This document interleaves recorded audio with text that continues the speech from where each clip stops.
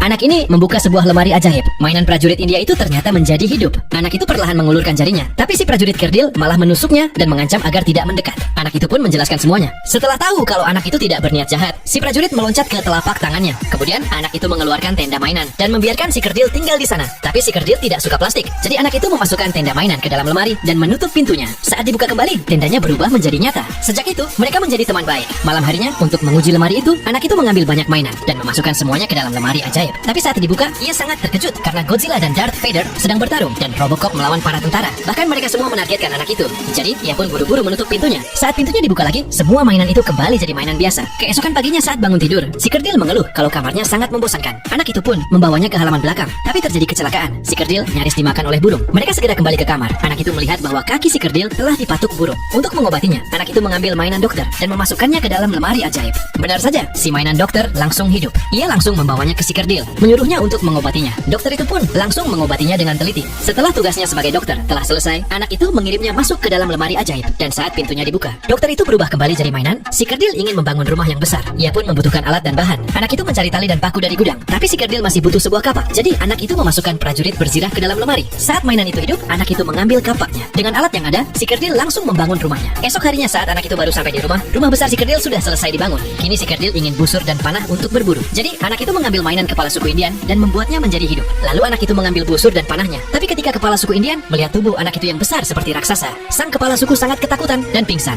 Si kerdil datang memeriksanya dan memastikan bahwa detak jantungnya telah berhenti. Anak itu merasa sangat bersalah, lalu si kerdil membungkus mayat kepala suku. Mereka berdua pergi ke halaman belakang dan menguburnya. Melihat si kerdil yang kini kesepian, anak itu membuat keputusan yang berani. Keesokan harinya anak itu membawa mainan wanita Indian yang cantik dan menjadikannya istri si kerdil. Sekarang pertanyaannya, mainan apa yang akan kamu masukkan ke dalam lemari ajaib ini?